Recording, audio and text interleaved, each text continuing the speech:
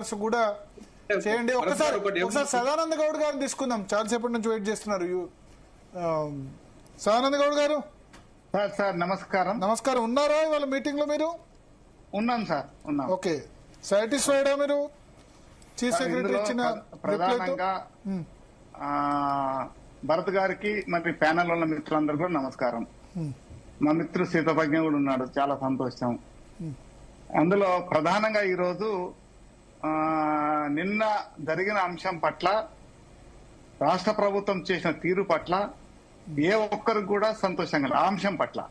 ఎందుకంటే జేఏసీ కానీ ఉపాధ్యాయ సంఘాలకు కానీ ఉద్యోగ సంఘాలకు కానీ తెలియకుండా వేతన మినహాయింపు చేయడంలో కొంత బాధ కలిగినమాట వాస్తవం. దాంతో పాటుగా దాదాపుగా అది ఎందుకంటే సహజంగా కోరుకుంటారు, నా జీతము డిడిఓ కట్ చేయాలి, మా హెడ్ మాస్టర్ మా ఎంఈఓనో కట్ చేయాలి. కానీ నేరుగా ఆర్థిక శాఖ కట్ చేయడం అనేది అది చాలా పెద్ద పొరపాటు. మా వేతనం నుంచి మా సమ్మతి లేకుండా ఎట్టి పరిస్థితిలో ₹1 కూడా మినహాయించడానికి వీల్లేదు. నేను జమ చేసుకున్న జీపీఎఫ్ కూడా నన్ను అడగకుండా తీసుకోవడానికి వీల్లేదు. నేను రాసిస్తేనే నా డిడిఓ కట్ చేయాలి. ఇది మాత్రం ప్రభుత్వము సరే ఆ పైనుంచి ముఖ్యమంత్రి గారి నుంచి ఏ ఆదేశాలు వచ్చినాయో బలవంతంగా తప్పని పరిస్థితుల్లో వాళ్ళు చేసినట్టుగా మేము భావిస్తున్నాం. కానీ ఇక్కడ ఈ రోజు మీటింగ్ లో పాల్గొన్న జాయింట్ కౌన్సిల్ సంఘం అందరూ కూడా తీవ్రంగా శృతిమెత్తగా వ్యతిరేకించారు, స్పష్టంగా చెప్పారు. నాలాంటి వాటితో గోపంగా చెప్పేసినాం, అందులో మొనకమాటం లేదు. చేసిన తీరు విధానం తప్పు. కాకపోతే ఆ డబ్బులు ఎక్కడ ఉన్నాయి, ఏమున్నాయి? ఎందుకంటే ట్రస్ట్ అనేది ఏర్పాటు చేస్తే దానికి అకౌంట్ ఉంటుంది, అకౌంట్ పోతాయి. ఎవరైనా సాధ్యం. మొన్న శనివారమే మేము సిఎస్ గారిని కలిసినప్పుడు సందర్భంలో మీకు గైడ్ లైన్స్ ఇచ్చిన తర్వాత మినహాయింపు చేస్తామని చెప్పారు. మరి ఆదివారం ఏమైపోయింది, శనివారం రాత్రి ఏమైపోయిందంటే సీఎం గారి నుంచో ఏదో నా మాట, ఎందుకంటే సీఎం గారు ఒక మాట చెప్పారంటే దాన్ని చాలా మంది విశ్వసిస్తారు. సో అంత ఫాస్ట్ గా ఆయన ఇంప్లిమెంట్ చేయాలన్న తీసుకున్నారు కాబట్టి అధికారుల స్థాయిలో లేట్ జరిగింది కాబట్టి చేశారు, అంతే కదా? అధికారుల పొరపాటు. ఎందుకంటే సీఎం గారు 2వ తారీఖు నాడు, మే 2వ తారీఖు నాడు అనౌన్స్మెంట్ చేశాడు. జాయింట్స్ ఆఫ్ కౌన్సిల్ 15వ తారీఖున అయింది. నిన్న 31వ తారీఖు వరకు కూడా వాళ్ళు ఏం చేసే పరిస్థితి, 30 వరకు ఏం చేయలే కదా. అంటే అధికారులలో కొంచెం అలసత్వము, అబ్బా చేద్దాంలే, తొందర ఏముందిలే అనే దాంట్లో ఈ అధికారుల వైఖరి కనిపిస్తుంది. కాబట్టే ముఖ్యమంత్రి గారు కొంచెం సీరియస్ అయినట్టుగా మాకు వచ్చిన సమాచారం. అందుకొరకే ఇందులో జేఏసీ పక్షాన ఉన్న సంఘాలందరూ, ఉద్యోగ ఉపాధ్యాయ అందరూ కూడా వ్యతిరేకించే మాట వాస్తవం. దానికి తదనుగుణంగానే మేము పత్రికలో కూడా మా యొక్క స్టేట్మెంట్స్ ఇచ్చాం, మా అభిప్రాయం ఇచ్చాం, అందులో మొదలేదు. కాకపోతే ఈ రోజు జరిగిన సమావేశంలో మేమంతా ఉదయం మాట్లాడుకున్న అంశాలు ఏంటంటే, మేమేమి మాట్లాడకూడదు, జేఏసీ నాయకత్వం ఎవరు మాట్లాడద్దు, గైడ్ లైన్స్ గురించి రాష్ట్ర ప్రధాన కార్యదర్శి గారు చెప్పిన తర్వాత మన అంశాలు ఏమంటే మాట్లాడదామని అందరూ ఒకటే మాట విన్నాం. కానీ మళ్ళీ అక్కడికి పోయిన తర్వాత పరిస్థితి అంటే చీఫ్ సెక్రటరీ గారు మళ్ళా చెప్పండి, మీరు మళ్ళా ప్రారంభించండి, మళ్ళా కథ ముందు నుంచి స్టార్ట్ చేయండి అని చెప్పారు. అక్కడ మాత్రం స్పష్టంగా JAC chairman and secretary general అన్ని ఉపాధ్యాయ సంఘాలు, సార్ మీ గైడ్ లైన్స్ విధి విధానాలు చెప్తే మేము మాట్లాడతామని చెప్పాము. చివరికి ఏమైపోయిందంటే ఇవన్నీ ఏమీ లేవు, పాత జియో కాపీలు, పాత 97, 98, 70 అవన్నీ ఈ రోజు విద్యాశాఖ హోం మన హెల్త్ సెక్రటరీ గారు కాపీలు ఈరోజు చూస్తున్నారు, ఇప్పుడు చదువుతున్నారు. కాబట్టి అది సరైన విధానం కాదు. ఖచ్చితంగా చిట్ట చివరికి సిఎస్ గారే స్పష్టత చేసిన తర్వాత మేము మాట్లాడినాం. సిఎస్ గారు ఏం చెప్పారు స్పష్టంగా, మౌనన్న కథనం 3 రోజుల్లో మీ ట్రస్ట్ కమిటీ వేస్తాం, 7 రోజుల్లో విధి విధానాలు ఇస్తాం, 10 రోజుల్లో అమలు చేస్తామని చెప్పారు. అది రికార్డెడ్ ప్రోగ్రామ్. ఎందుకంటే జాయింట్స్ ఆఫ్ కౌన్సిల్ మాట్లాడినాయి, అది తప్పకుండా రికార్డ్ అవుతుంటది. మాకు తప్పకుండా ఆ ఏవైతే మాట్లాడినా ఆ అంశాలన్నీ కూడా మాకు రాతపూర్వకంగా ప్రభుత్వం ఇవ్వాల్సి ఉంది. అయితే కింది స్థాయిలో టీచర్లు, పెన్షనర్లు వీళ్ళందరూ బాధ ఏంటంటే, వాస్తవంగా ఈ రోజు మీరు చెప్తున్నారు పీఆర్సీ గాని డిఏలు గాని ఇంత ఆలస్యం అవుతున్నా, ఇది మాత్రం ముందు చేసుకో, ఇది వాస్తవం. అక్కడ లేని తొందర ఇక్కడ ఎందుకు అనేది ఉంటే సహజంగా ఉంటది. నా జీతం వస్తుంటే ₹1000 వెళ్ళి 200 కట్ అయినంటే బాధ అవుతుంది. కాబట్టి ఇది కొంత కింది స్థాయిలో ఇబ్బందికరం ఉంది.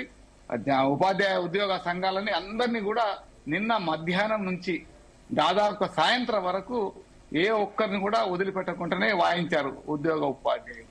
ఎందుకొరకంటే సహజం అది. మరి ఇప్పటికి మేమందరం కూడా ఏకాభిప్రాయంతో వచ్చాము. ఈ రోజు ఉన్న పరిస్థితిలో కంట్రిబ్యూషన్ లో గైడ్ లైన్స్ లో మరొకసారి చెప్పాం, భార్యాభర్తల్లో 2 ఒకరిదే మినహాయింపు చేయాలని స్పష్టంగా చెప్పాం. అదే విధంగా మా భార్య ఎన్ఎఫ్సి లో పనిచేస్తుంది, ఇంకోరు భర్త ఈసీఐలో పనిచేస్తారు. అలాంటి వాళ్ళకుంటే ఏది మెరుగైన చికిత్స ఉంటే వాళ్ళ ఇష్టం దగ్గర పోయే అవకాశం కల్పించమని చెప్పాం. బలవంతంగా తీసుకొచ్చే అవకాశం లేదు. అది స్పష్టంగా సెంట్రల్ గవర్నమెంట్ సిజిహెచ్ఎస్ సంబంధించిన రేట్లు బాగా ఉన్నాయని అనుకున్నాం. కానీ ఈ అధికారులు ఇంతవరకు చర్చలు జరిగినట్టు మాకు కనిపించలే.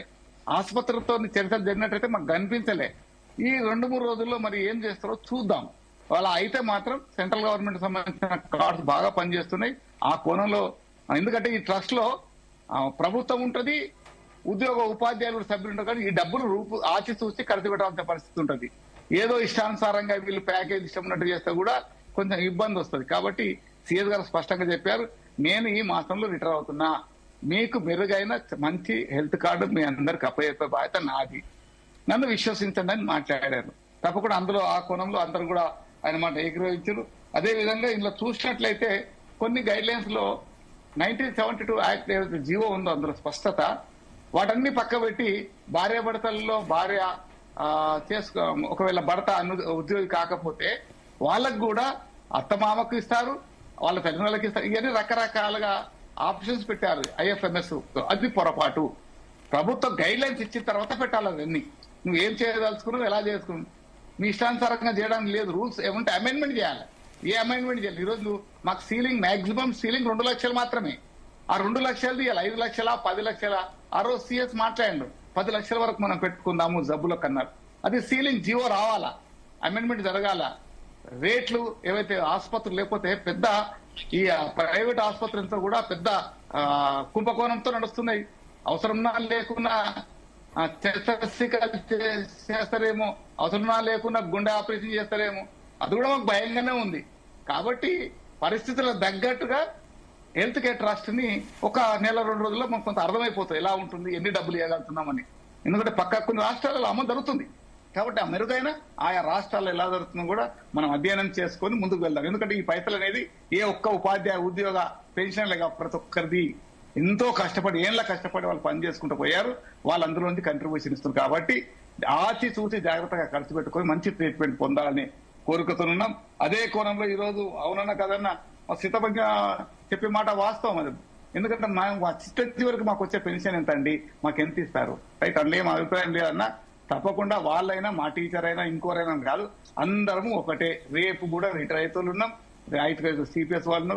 అందులో ఏమి మీరు మేము అనుకోవద్దు. ఎప్పుడు కూడా మనం అందరం కలిసి భవిష్యత్తు కార్యాచరణలో ప్రభుత్వానికి మంచి సూచనలు ఇచ్చి మెరుగైన చికిత్సానికి మీకు ఒక 5,000 పెన్షన్ వస్తుంది. ఎగ్జాంపుల్ ఇప్పుడు 5,000కి వెళ్ళి నీకు 1.5% ఎంత పోతుంది బేసిక్, ఎంత కొత్త ఆలోచిద్దాం.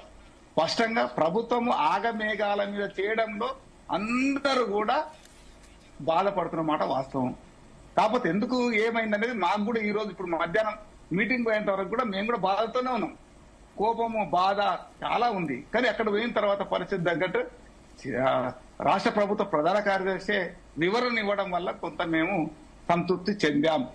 కాబట్టి ఖచ్చితంగా వారన్న మాట ప్రకారం ఈ రోజు హెల్త్ కార్డ్స్ ఆ కోణంలో ముందుకు వెళితే మంచి చికిత్స పొందే అవకాశం ఉంటుంది.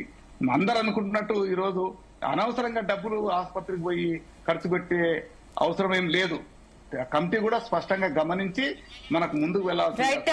మనకి ఒక నిమిషం అండి, మన కాలర్ రెడీగా ఉన్నారు.